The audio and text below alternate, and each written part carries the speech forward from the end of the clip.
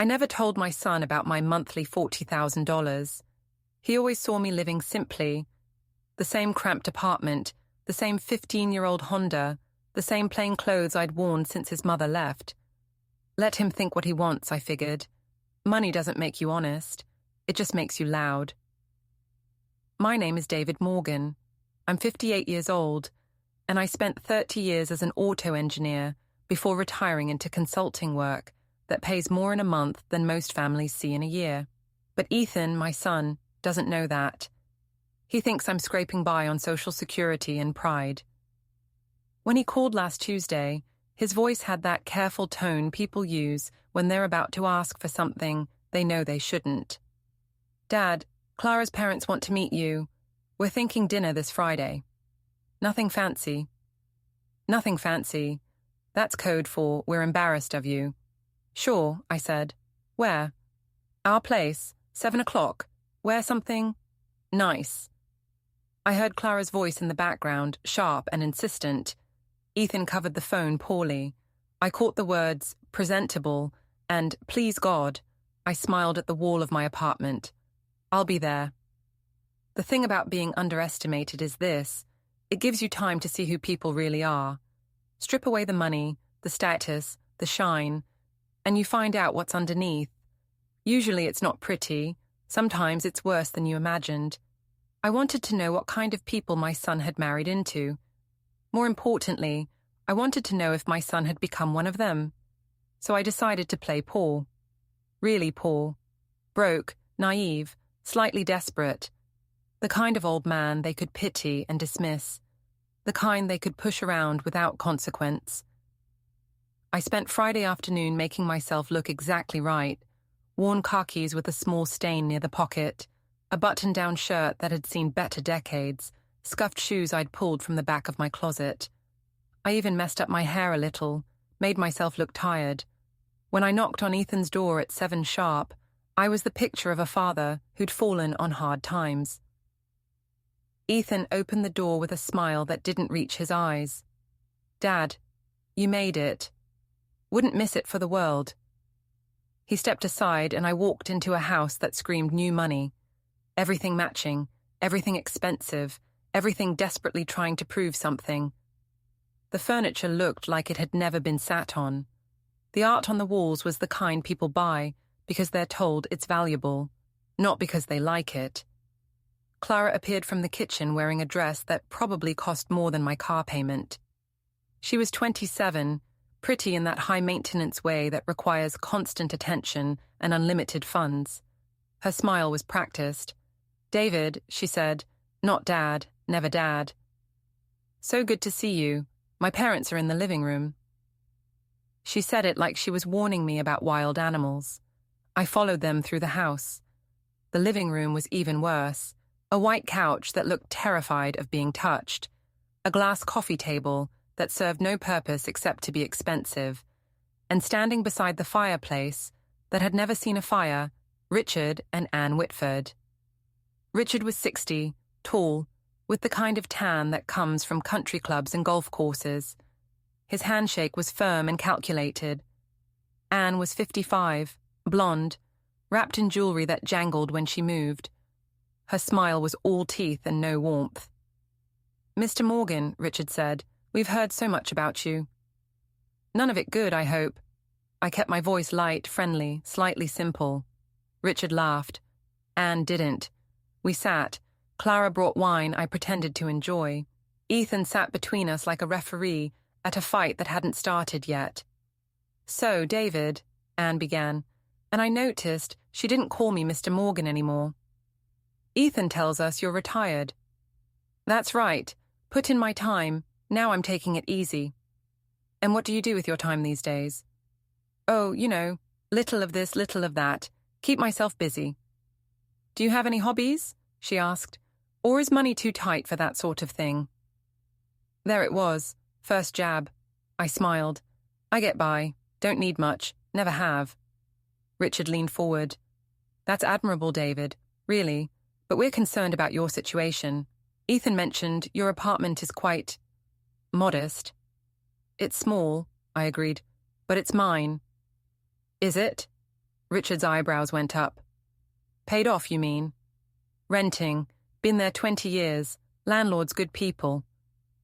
Clara made a small noise. I glanced at her. She was looking at Ethan with an expression I recognized, the look that says we talked about this. The thing is, David, Richard continued, we want to talk about the future, specifically your future. Anne and I believe in family taking care of family, but that requires planning, preparation. I appreciate that. Do you have savings? Anne asked bluntly. A retirement fund? Investments? I scratched my head, played confused. Got a little put away. Not much. Enough for emergencies, I suppose. What about insurance? Long-term care? Haven't really thought about it. Anne and Richard exchanged a look. Clara touched Ethan's hand. He wouldn't meet my eyes. Here's the situation, David, Richard said, his voice taking on that tone rich people use when they're about to explain reality to you. You're not getting any younger. At your age, health issues become expensive, care becomes necessary, and frankly, from what we understand, you're not in a position to handle those expenses on your own. I manage. But for how long? Anne leaned forward. What happens when you can't manage? When you need help?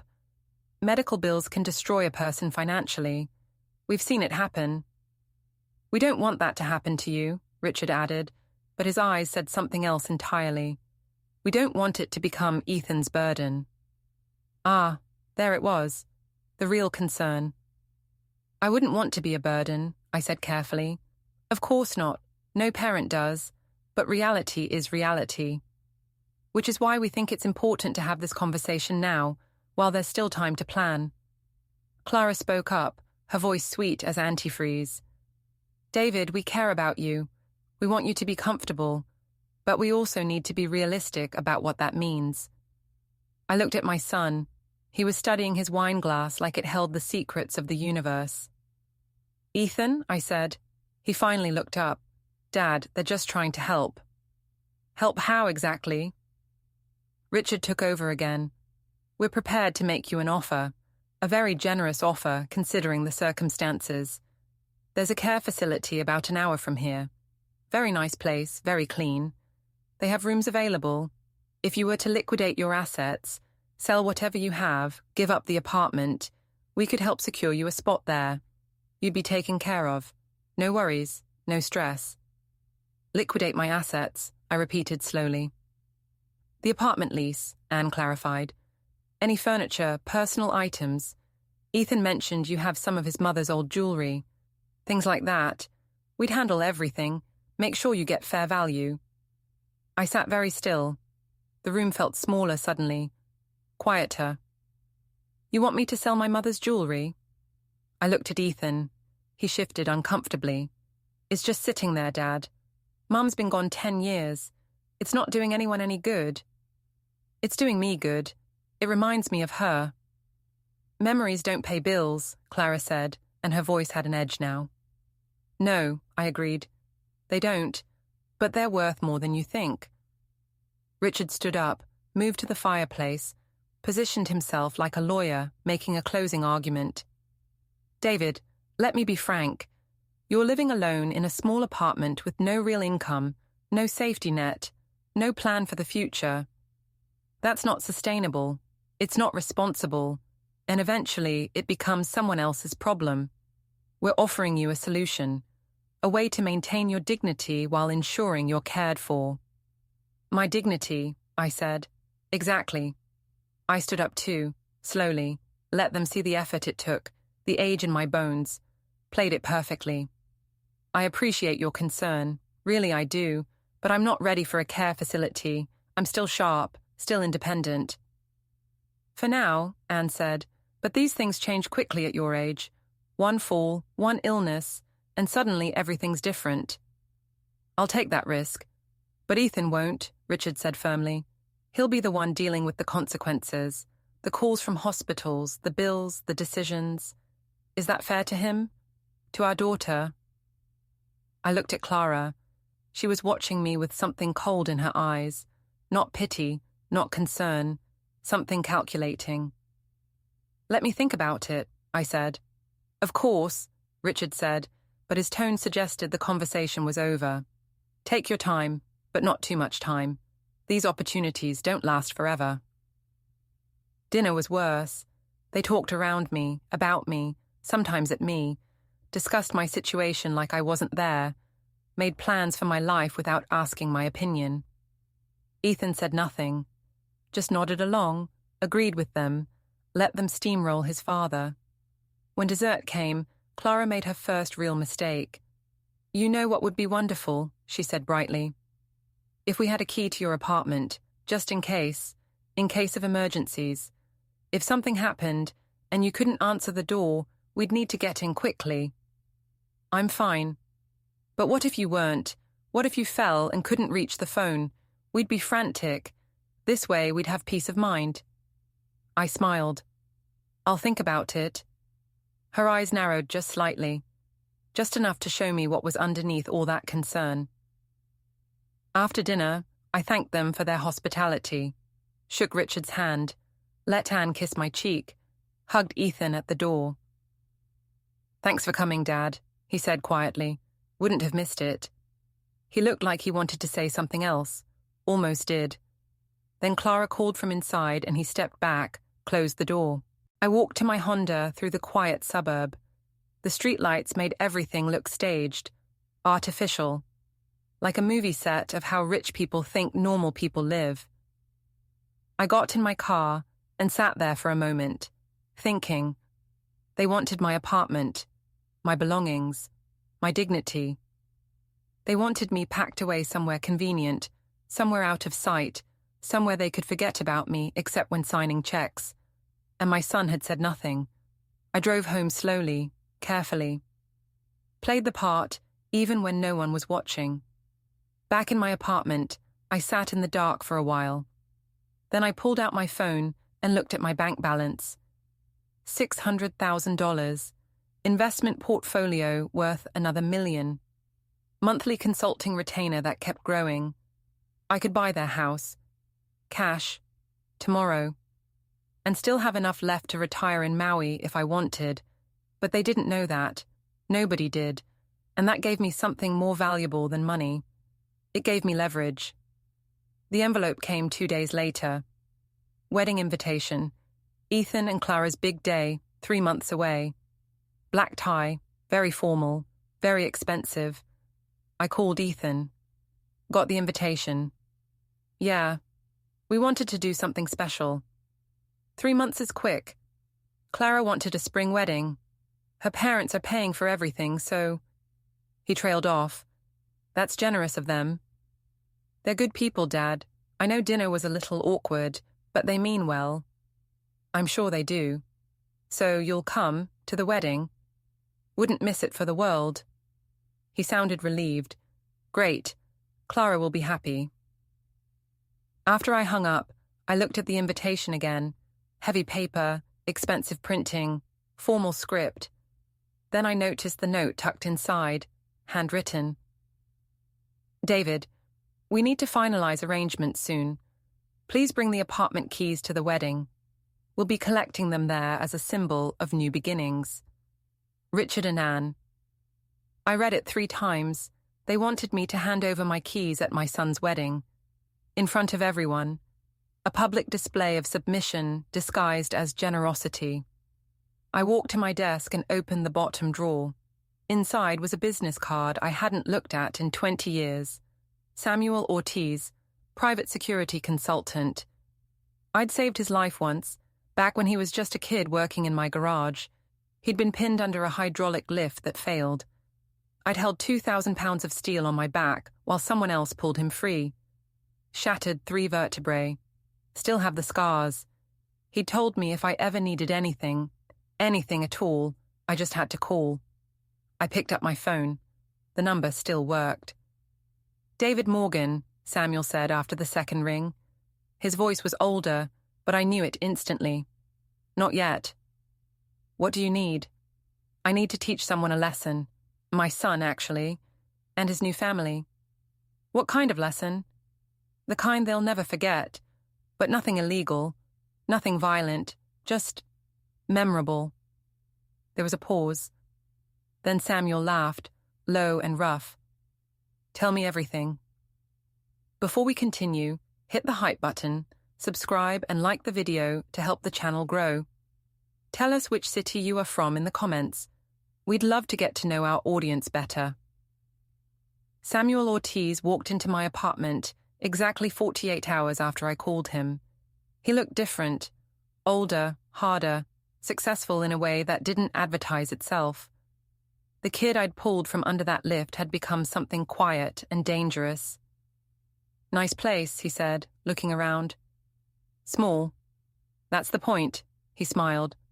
So they think you're broke. Completely. And your son believes it too. He wants to believe it, makes everything easier for him.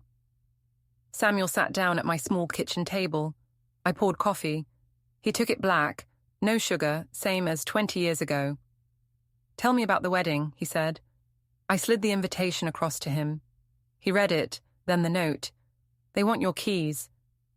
In front of everyone, public humiliation disguised as family unity. That's cold.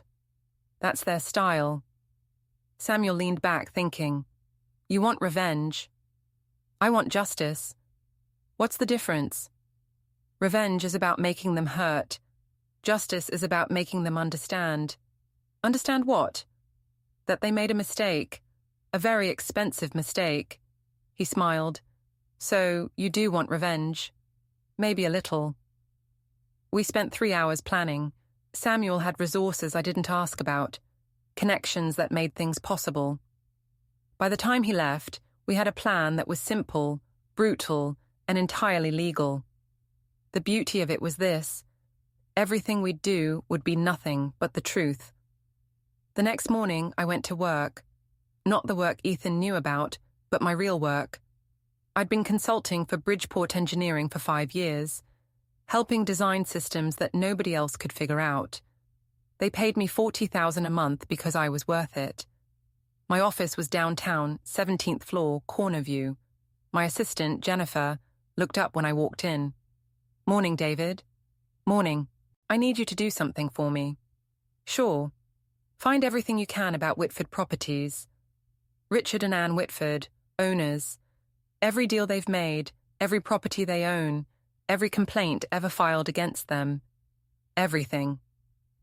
Jennifer was good at her job. She didn't ask why. Just nodded and made a note. How far back? 20 years. That's a lot of data.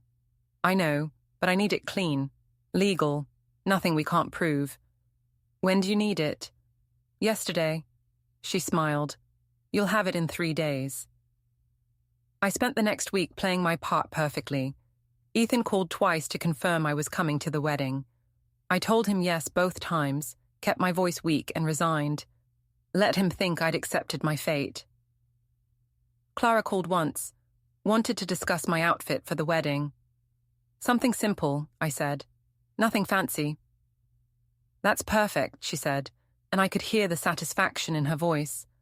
The poor father-in-law who knew his place. Jennifer delivered her report on a Thursday. 300 pages of documents, all cross-referenced, all verified. Whitford Properties had money, but they'd made that money in ways that would make lawyers nervous. Nothing technically illegal, but close enough. Predatory lending practices disguised as investment opportunities.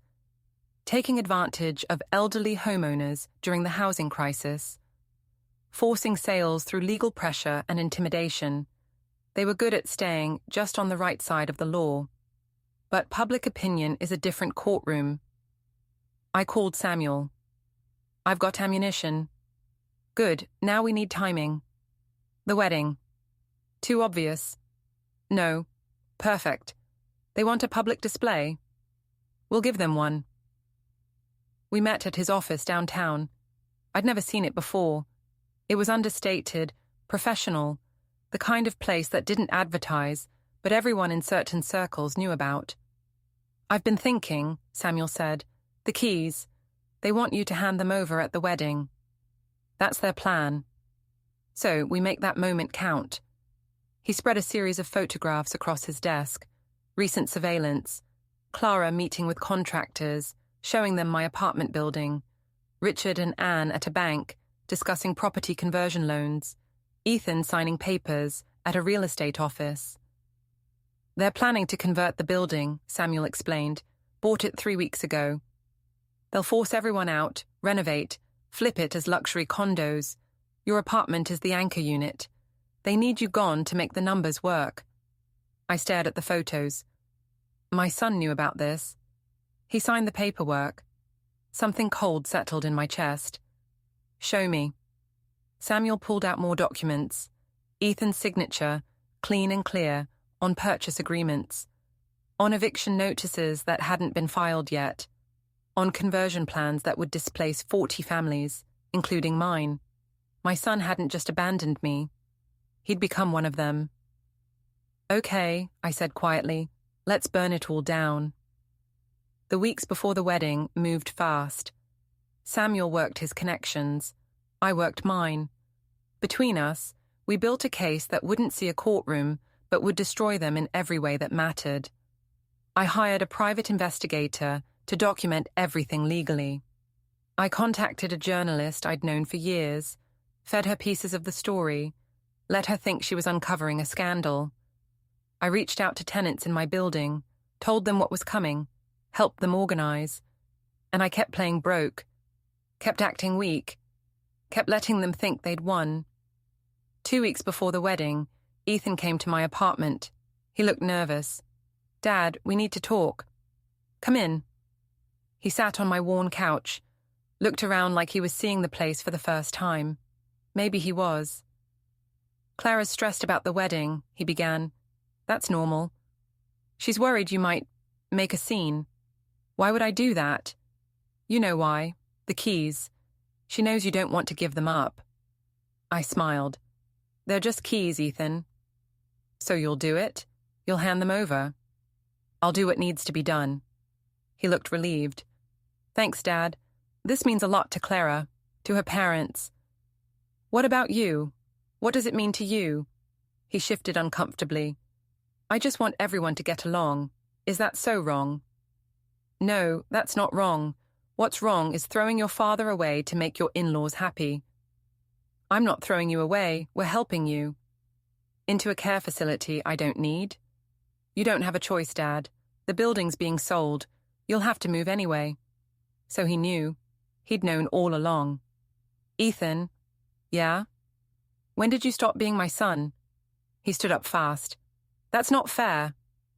Nothing about this is fair, but you're right. I don't have a choice. So, yes, I'll give you the keys at your wedding. I'll play my part. I'll be the grateful father who knows when he's beaten. He looked at me for a long moment, then nodded and left. I sat in the dark for a while after he was gone. Then I called Samuel. It's time. You sure? I'm sure. All right. I'll have everything ready. The day before the wedding, I did something I hadn't done in 10 years. I called my ex-wife. Julia answered on the third ring. David. Hi. Is something wrong? Is Ethan okay? Ethan's fine. He's getting married tomorrow. There was a pause. And he didn't invite me. He did. You declined. I declined because Clara made it clear I wasn't welcome, just like she made it clear you weren't family. You knew about that? Ethan and I still talk sometimes, when Clara's not around. He tells me things. Does he tell you he's ashamed of us? Julia sighed. He's not ashamed, David. He's scared. Scared of not measuring up. Scared of being poor like we were. Scared of everything. We weren't poor. We weren't rich. To people like Clara's family, that's the same thing. I'm going to fix this. How? By showing them what they really are. Another pause, longer this time. David, be careful. Whatever you're planning. It's already done, Julia. I'm just executing the final act. Don't hurt him too badly. He hurt himself. I'm just holding up the mirror. I hung up before she could argue. The wedding day arrived bright and cold. Spring in Portland, which meant rain and occasional sunshine fighting for dominance. I dressed in my best poor person outfit, The suit I'd worn to my mother's funeral, slightly too big now, slightly dated. I looked exactly like what they expected. A man past his prime, out of his depth, there on sufferance. I drove to the banquet hall slowly. It was one of those places that tried too hard. Columns, chandeliers, marble floors that echoed with every step. Clara's family's money on full display. I parked my Honda next to BMWs and Mercedes. Let it look shabby and out of place. Inside, guests were already gathering. I recognized Ethan's friends, Clara's social circle, the Whitfords holding court near the bar. Everyone was dressed to impress. Everyone looked expensive. I looked poor. Perfect. Anne Whitford spotted me first. She whispered something to Richard. They both smiled, that satisfied smile of people who've won and know it. Clara saw me next. She was radiant in white, glowing with triumph. She touched Ethan's arm and pointed. He turned, saw me, and something flickered across his face. Guilt, maybe, or just embarrassment. I walked over, played my part. "You look beautiful, Clara." "Thank you, David." She glanced at my suit, my shoes, my whole appearance. "You look nice." "Did my best." "I'm sure you did." The ceremony was quick, standard vows, standard music, standard everything. I sat in the back, where they'd placed me, far from the family section, appropriate for someone on the margins. After, at the reception, I wandered through the crowd, listened to conversations, heard people whisper, "That's Ethan's father. The poor one? Apparently. Look at that suit. How embarrassing." I heard they're putting him in a home. Probably for the best. I smiled at them all. Let them think what they wanted. Dinner was served. Speeches were made. Richard Whitford took the microphone and talked about family, about unity, about new beginnings. He looked right at me when he said it. Then the moment came. Anne Whitford stood up, glass in hand, voice carrying across the room. "Before we continue, there's one more piece of business. David, would you come up here, please?" The room went quiet. Everyone turned to look at me. I stood slowly, walked to the head table, each step deliberate, measured. Anne smiled at me. "David, we want to thank you for everything, for raising such a wonderful son, for being so understanding about the changes that need to happen, for trusting us to do what's best." She extended her hand. "The keys, please." I reached into my pocket, felt the keys there, small and cold. The room held its breath. I pulled them out. And Clara, shining, beautiful Clara, couldn't help herself. "Finally," she said, just loud enough for everyone to hear. "Now we can actually do something with that dump." She laughed. The room laughed with her. And then I laughed too. "You know what's funny?" I said, my voice carrying clearly in the acoustics of the expensive hall. "You never asked what else I had in my pockets." I pulled out my other hand. It held not more keys but a single piece of paper. "This is the deed to your building, Anne. The one you bought 3 weeks ago. The one you were planning to convert. The one you paid $3 million for." Anne's smile froze. "How did you—" "I bought it this morning. Paid cash. $4.2 million, 20% over your purchase price. Market rate." I looked at Richard. "The seller was happy to break your contract, especially when I showed him your renovation plans." Richard's face went red. "That's not legal." "It's completely legal. Ask your lawyer." "Oh, wait, he's here, isn't he?" I pointed to a man in the crowd who looked suddenly very interested in his wine. "Mr. Patterson, you want to confirm?" The lawyer said nothing. I turned to Clara. "This dump you mentioned, I own it now, all 40 units, including mine. And I've decided not to renovate. I'm going to keep it exactly as it is, affordable housing, for people who need it." Clara's mouth opened. Nothing came out. "But here's the really funny part," I continued, and now I let them hear something new in my voice, something cold. "The $3 million you paid, that was supposed to be the down payment from your company's credit line, which is now in default because the asset you leveraged doesn't exist anymore. You can't, Richard started. I already did. I also took the liberty of contacting every tenant in the building, told them what you were planning, showed them the eviction notices you had prepared. They're filing a class action lawsuit for intimidation, for illegal threats, for predatory practices. Anne grabbed my arm. You son of a... I wouldn't finish that sentence. I pulled my arm free gently. Not in front of all these people. Not at your daughter's wedding. I turned to Ethan. He was standing now, pale, shaking. Dad, what are you doing? Teaching you a lesson, son, about what happens when you bet everything on someone else being weak. We were trying to help you. Help me into a care facility. Help me out of my home. Help yourself to my mother's jewelry. I pulled another paper from my pocket. This is a copy of the sales receipt for the jewelry you already sold. 3 weeks ago. Got $15,000 for pieces worth $60. Bad deal, Ethan. You should have asked me first. But don't worry, I said. I bought them back. Paid $20,000. The dealer was happy to negotiate once I explained they were stolen property. They weren't stolen, Ethan shouted. You said I could have them. Show me where I said that. Show me the email, the text, anything. I waited. No, that's because I never did. You took them, and then you sold them. That's theft, son. The room was silent now, absolutely silent. Samuel chose that moment to walk in. He moved through the crowd like water, smooth and unstoppable. He handed me a folder. As requested, he said quietly. I opened it. Inside were photographs.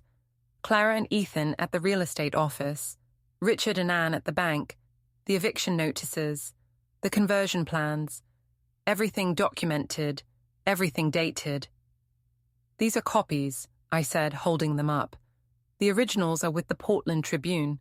They're running a story tomorrow. Front page. Wealthy family preys on elderly father. Should be interesting reading. Richard lunged forward. Samuel stepped between us. Didn't touch him, didn't threaten, just existed. Richard stopped like he'd hit a wall. You'll regret this, Richard hissed. I already regret it. I regret that my son became someone I don't recognize. I regret that he chose you over me. I regret a lot of things. But this... I held up the folder. This I don't regret at all. I walked to the exit, stopped at the door, looked back at the room full of expensive people in expensive clothes, having an expensive disaster. Oh, and Clara, I called back, you can keep the keys. They don't open anything anymore. I changed the locks. I tossed them on the floor. They hit the marble with a sound like breaking glass. Then I walked out into the rain. The rain felt good, clean, like washing away years of pretending.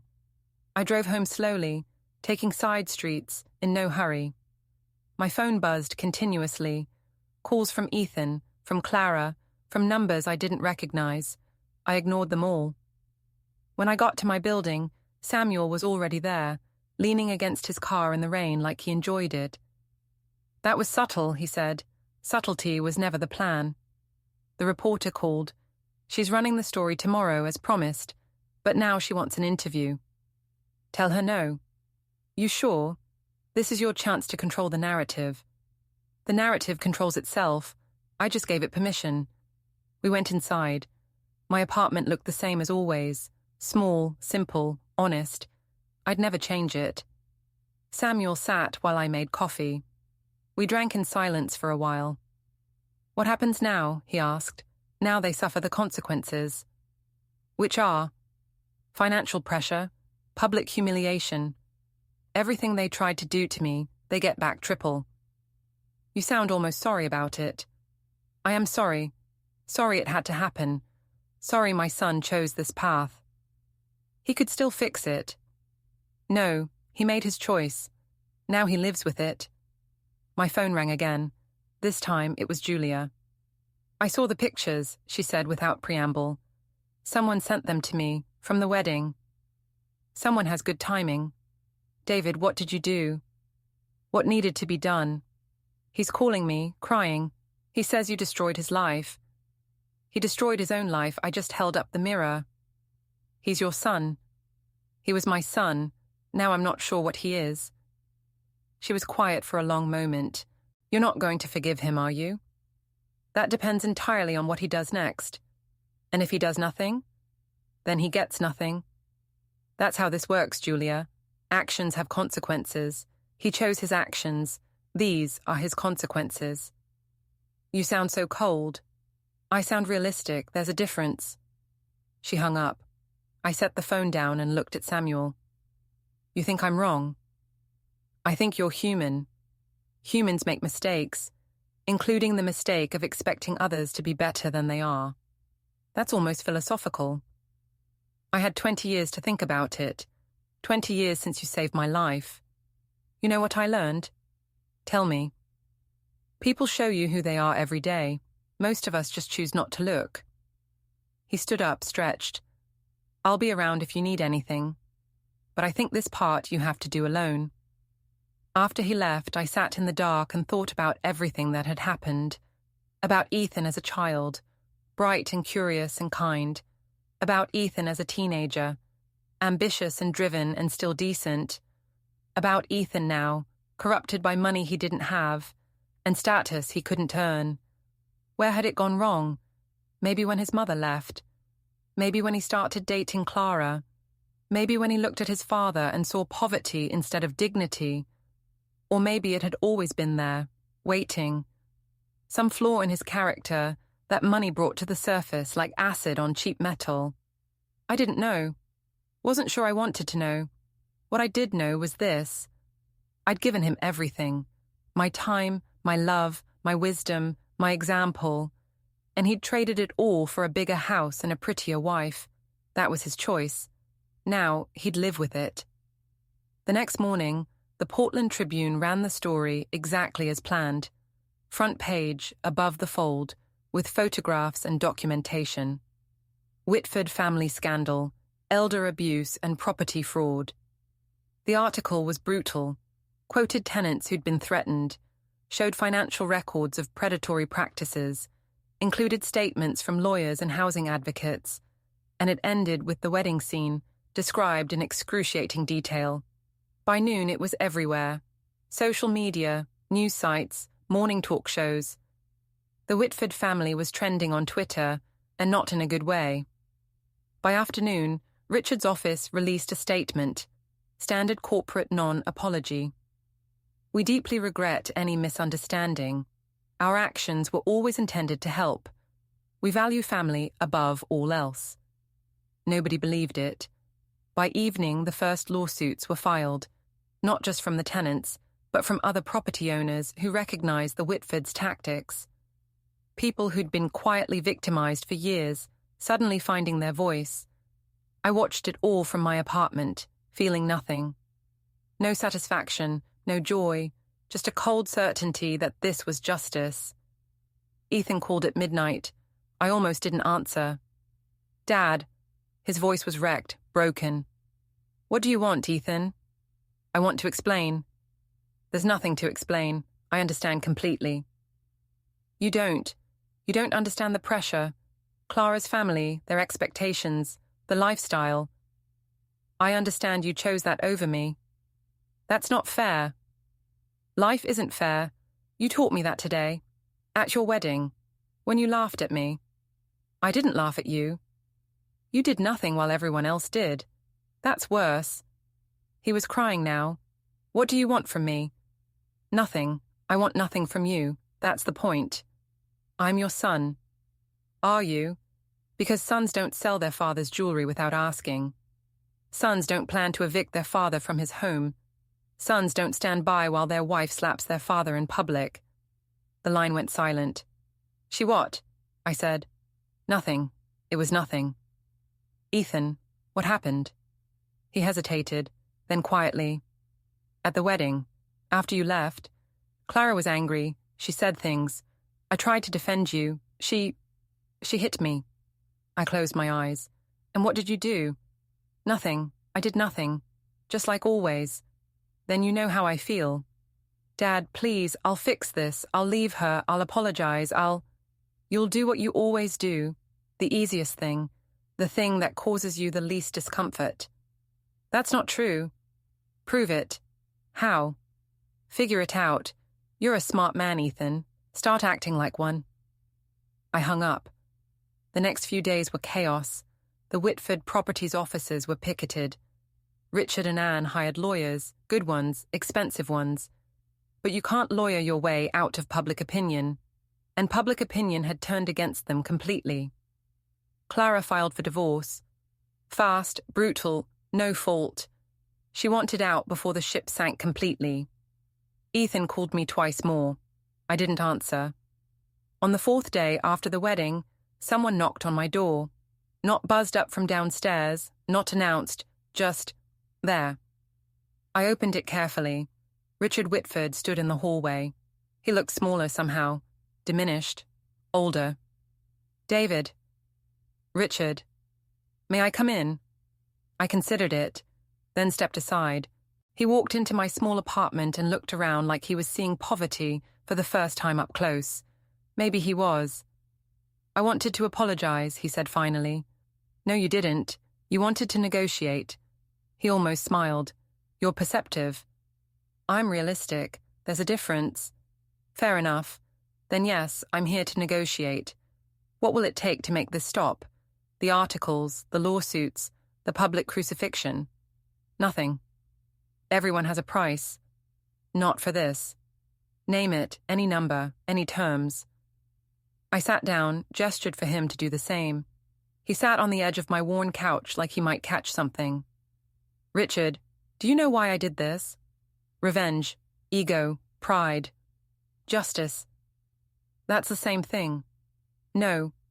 Revenge is about hurting you. Justice is about teaching you. There's a difference. Teach me what? That people aren't property. That dignity isn't negotiable. That just because you can buy something doesn't mean you should. We were trying to help. You were trying to help yourselves. To my apartment, my belongings, my absence. He was quiet for a moment. Then, what about Ethan? He's suffering. He should be. He earned it. He's your son. He's your son-in-law, or was. Funny how that works out. Richard stood up abruptly. You're destroying him. No, you destroyed him. I'm just showing him what's left. He loved you. He loved his image of me. Poor, weak, easily managed. He never loved who I actually am. And who are you? I smiled. Someone who doesn't need your approval. He left without another word. 2 days later, Anne tried. She was smarter about it, came with tears and apologies and heartfelt pleas. I listened. Let her say everything she'd come to say. Then I told her the same thing I told Richard. The answer is no. But why? What do we have to do? Learn, grow, change, become people who don't prey on the vulnerable. We're not predators. Then what do you call what you did? To me, to your tenants, to everyone you've ever squeezed for profit? Business? Predation. She left angry. Good. Anger was honest. The lawsuits proceeded. Some settled quickly, the Whitfords hemorrhaging money to make them go away. Others dragged on, public and humiliating. Whitford Properties filed for bankruptcy 6 weeks after the wedding. Richard had a heart attack 8 weeks after. Minor, survivable, but a warning. Anne moved to Seattle to live with her sister. Clara remarried within 6 months. Some banker from California. I saw the announcement online and felt nothing. And Ethan disappeared. Not literally, but from my life, from his old life, from everything. He quit his job, moved to a different part of the city, stopped answering calls from his old friends. I heard through Julia that he was working at a hardware store, living in a studio apartment, riding the bus, living my life, basically. I didn't reach out, didn't call, didn't visit, let him figure things out on his own. 3 months after the wedding, Samuel and I were having coffee at my place when someone knocked on the door. I opened it. Ethan stood there. He looked different, thinner, harder, older. His clothes were clean but cheap. His hands were calloused. Dad. Ethan. Can I come in? I stepped aside. He walked into the apartment and looked around, like he was seeing it for the first time, really seeing it. It's not much, I said. It's enough. We stood there awkwardly. Samuel wisely excused himself, left us alone. I got a job, Ethan said finally. Nothing special, retail, but it's honest work. That's good. I'm living in a place smaller than this, 1 room, shared bathroom down the hall. How are you managing? I'm not, but I'm learning. He sat down without being invited.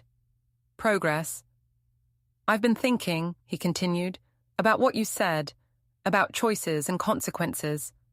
And you were right, about all of it. I chose status over character, money over family. I chose wrong. Yes, you did. I can't fix it, can't undo it, can't make it right. No, you can't. So what do I do? I sat down across from him, looked at my son, really looked at him, for the first time in years. You do better, starting now. Not for me, not for anyone else. For yourself. I don't know how. Yes, you do. You're doing it already. The job, the apartment, the bus. That's how you start. It's hard. It's supposed to be hard. That's how you know you're growing. He nodded slowly. Will you forgive me? Eventually, maybe, but not today. That's fair. You want coffee? Yeah, thanks. I made coffee. We drank it in silence. After a while, Ethan spoke again. The divorce was finalized yesterday. I heard. She took everything. The house, the cars, the savings, everything. Good. He almost laughed. You think I deserve it? I think you needed it. There's a difference. You keep saying that, about differences. Because people forget. They think things are the same when they're not. Revenge and justice. Helping and controlling. Love and possession. Which one did I have, with you? You tell me. He thought about it, really thought. Possession, he said finally. I wanted you to be what I needed, not who you were. That's honest. It's painful. Good pain, the kind that means healing. We sat in silence again. Comfortable this time. Can I come back? Ethan asked. Not to live here, just to visit, to talk, to learn how to be better. Yes. When? Whenever you want. But understand this, I'm not going to make it easy. I'm not going to pretend the last year didn't happen. I'm not going to let you off the hook just because you're sorry. I don't want easy. I want real. Then you can come back. He finished his coffee, stood up, looked around the apartment one more time. It really is enough, isn't it? This place, this life. It's enough. It always was. He walked to the door, stopped, turned back. I'm sorry, Dad, for everything. Not just the wedding, not just the Whitfords. Everything. For not seeing you, for not appreciating you, for being blind and stupid and cruel. I know. Do you forgive me? I looked at my son, saw the man he was, the man he could be, the man he was trying to become. Ask me again in a year. He nodded. Fair enough. After he left, I sat in my small apartment and thought about everything that had happened. About revenge and justice and the difference between them. About sons and fathers and the complicated love that binds and breaks them. My phone rang. Julia. He came to see you. He told you. He calls me sometimes, tells me things. He said you gave him coffee. It seemed appropriate. David? Yeah? Thank you. For what? For being hard on him, for not letting him slide, for making him earn his way back. That's what fathers do. No, that's what good fathers do. The rest just give in because it's easier. We talked for a while longer. About Ethan, about the past, about the future. She was seeing someone, she said. A teacher. Nice man, quiet, kind. I was happy for her. After we hung up, I walked to my window and looked out at the city. Portland in spring, grey and green and growing. My apartment was small, my car was old, my clothes were simple, but I had $40,000 a month I didn't need. I had respect I'd earned. I had dignity nobody could take. And maybe, eventually, I'd have my son back. Not the son who valued status over character, not the son who married money and lost himself, but the son who learned the difference between having everything and being enough. That was worth waiting for. The year passed slowly and quickly at the same time. Seasons changed. Portland went from spring rain to summer heat, to fall colours, to winter grey and back again. I kept working, kept consulting, kept living my simple life in my small apartment. Ethan kept working too. Moved up from sales floor to assistant manager at the hardware store. Got a better apartment, still small, but his own. Started taking night classes at community college. We met for coffee every other week. Sometimes more, never less. Talked about small things mostly. Weather, work, the trailblazers. Building trust slowly, carefully, like renovating an old house. One beam at a time. He never asked about the Whitfords. I never volunteered. But I knew things. Samuel kept me informed. Richard had recovered from his heart attack but retired completely. Sold what was left of Whitford properties to a competitor for pennies on the dollar. He and Anne were living in Seattle now, quietly, diminished. Clara had remarried her banker, gotten pregnant, gotten divorced again. Living off alimony and her parents' shrinking fortune. The lawsuits had settled. My tenants got enough money to matter, enough to send a message. One family used their settlement to buy a small house. Another paid off medical bills. A third started a college fund for their grandkids. That felt like justice. The building I'd bought stayed exactly as it was. Affordable housing for working families. I raised rent once, barely, just enough to cover maintenance and property taxes. Nothing more. People thanked me sometimes. I told them I was just being practical. Truth was, I liked having the building, liked being a landlord who actually cared, liked fixing things when they broke, helping tenants when they struggled, being the kind of person who made things better instead of worse. It gave me purpose. Ethan noticed. "You're different," he said one afternoon over coffee. "Lighter somehow." Revenge is heavy. Justice is lighter, helping people lightest of all. "You sound like a fortune cookie." "Fortune cookies are wise. That's why people save them." He smiled. We smiled together. "Progress." "Can I ask you something?" he said. "Sure."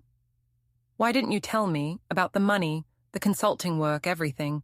Why let me think you were poor?" I thought about it. Really thought. Because I wanted to know what kind of man you'd become. Money hides things. Poverty reveals them.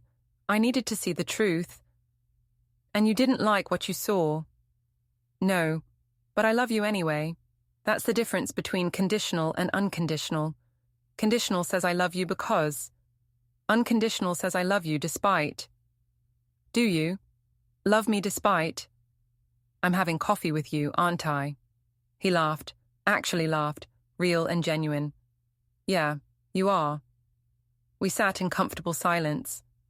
Then, Clara called me last week. I waited.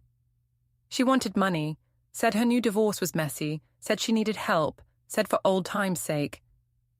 What did you tell her? I told her I was broke, which is basically true. I told her I couldn't help her even if I wanted to, which is definitely true. Then I hung up. How did that feel? Good, really good, like closing a door that should have been closed a long time ago. That's growth. I learned from the best. Your mother would be proud. He looked at me. What about you? Are you proud? Ask me in another year. He smiled. Fair enough. That night, alone in my apartment, I thought about time, how it moves, how it heals, how it changes things if you let it. A year ago, I'd destroyed my son's wedding and his life. Today, I'd had coffee with him and laughed. Both things were true. Both things mattered. Samuel stopped by the next morning. We'd made a habit of it, him checking in, me pretending I didn't need it but appreciating it anyway. The last of the lawsuits settled yesterday. Good. Richard's lawyer called me, wanted to know if you'd accept a personal apology. In person, Richard wants closure. Tell him no. You sure? I'm sure. He doesn't get closure. He gets consequences. That's not the same thing. Samuel nodded. I figured you'd say that. You disagree? No, I just think you're harder than most people. Not harder, more realistic. People confuse forgiveness with forgetting. They're not the same. What's the difference? I smiled. There's always a difference. He left shaking his head. Spring came again, full circle. 1 year since the wedding that broke everything. Ethan called me on the anniversary. Hey, Dad. Hey. I was thinking about last year, about everything. Yeah. I want to say something I should have said a long time ago. Okay. You were right about all of it. Clara, her family, the choices I made. You were right and I was wrong and I'm sorry. Really, truly, deeply sorry. I know. Do you forgive me? I thought about it. Not whether I did, but whether I was ready to say it. Whether he was ready to hear it. Yes, I said finally. I forgive you. He was quiet for a long moment, then, thank you. But Ethan? Yeah? Forgiveness doesn't mean forgetting. It doesn't mean we go back to how things were. It means we start building something new, something better, on our own terms. I understand. Do you? I'm learning. Good. Keep learning. That's all any of us can do. We talked for another hour, about his job, his classes, his life, about my work, my building, my tenants, about small things and big things and everything in between. It felt normal, finally. After we hung up, I sat by my window and watched the rain. Portland rain, steady and endless and somehow comforting. My phone buzzed, text message from Julia. He called me too, told me you forgave him. Thank you.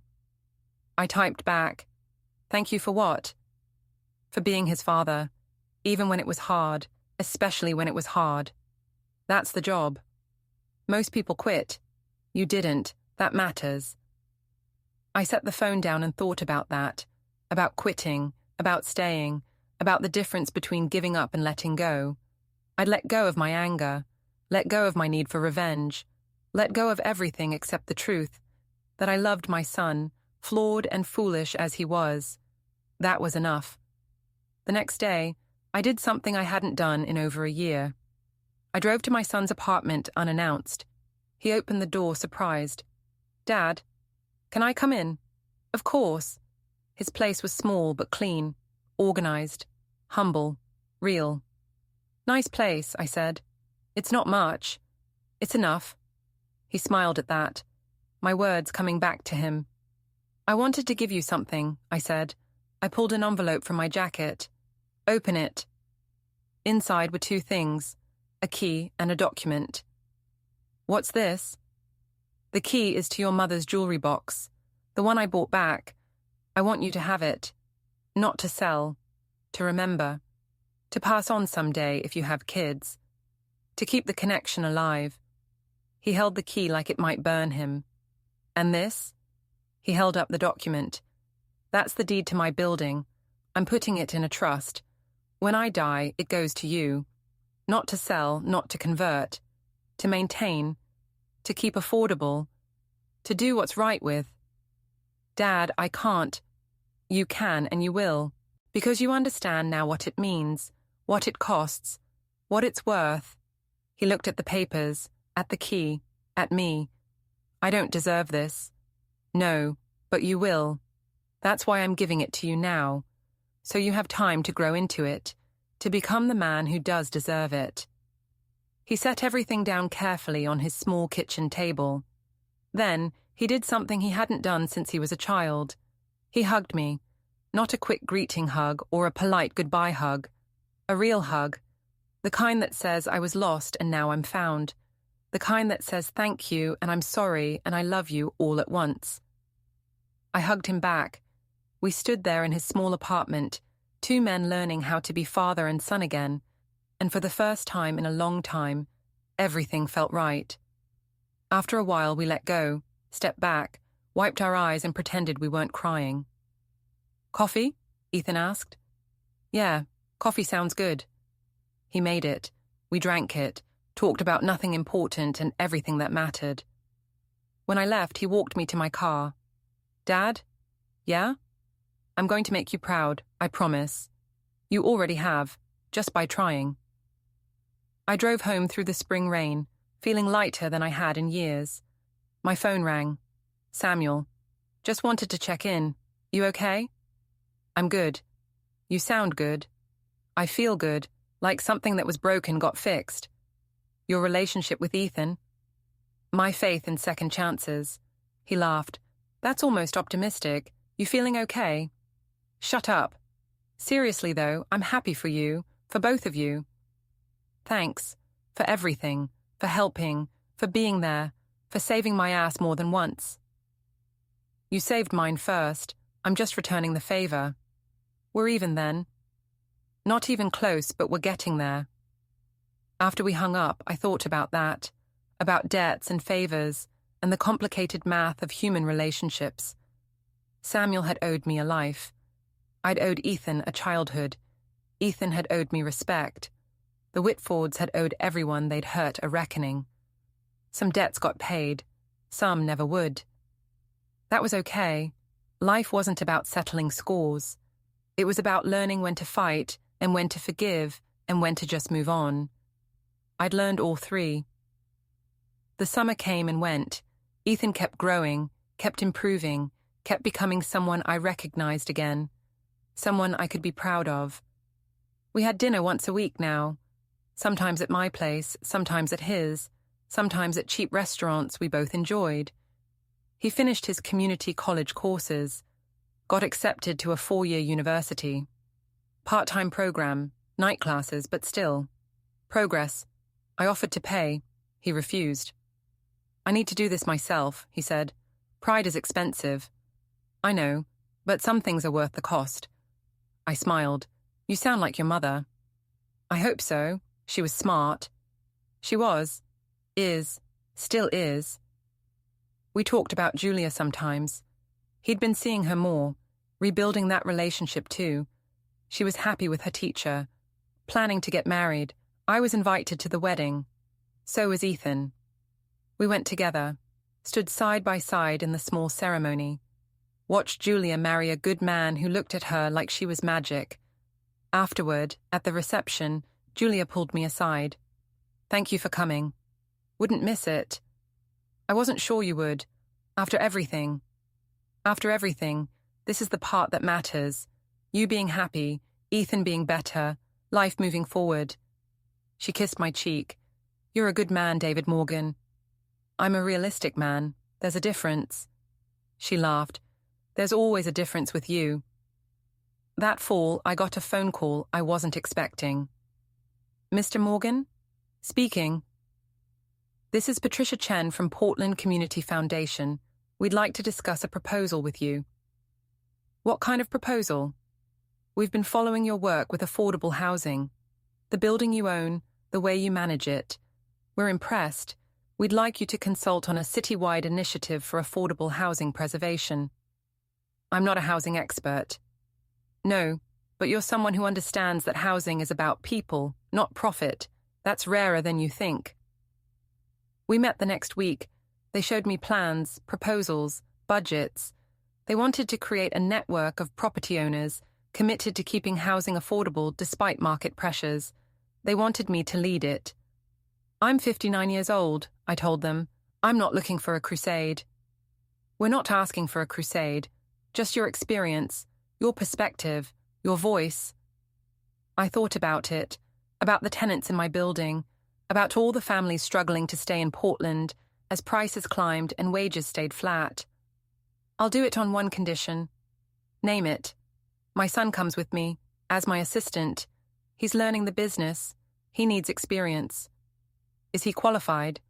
He will be, if you give him a chance. They agreed. Ethan was stunned when I told him. Why? He asked. Because you need purpose. Because I need help. Because it's the right thing to do. Dad, I'm not ready. Nobody's ever ready. You just start and figure it out as you go. What if I screw up? Then you learn. Then you do better. That's how it works. He took the job. We worked together twice a week, meeting with property owners, talking to city officials, building something that mattered. It was slow work, frustrating work, but important work. And working with my son, watching him learn and grow and contribute, felt right, felt like redemption. Not his redemption, mine. For letting anger consume me for too long. For forgetting that teaching is harder than punishing. For almost giving up on the person who mattered most. Winter came. 1 year since forgiveness, 2 years since the wedding. Ethan came over for Christmas. Just the two of us, small celebration, nothing fancy. We ate dinner, watched basketball, talked about work and life and everything in between. Can I ask you something? Ethan said during halftime. Sure. Do you ever regret it? The wedding, the revenge, all of it? Do you? I asked first.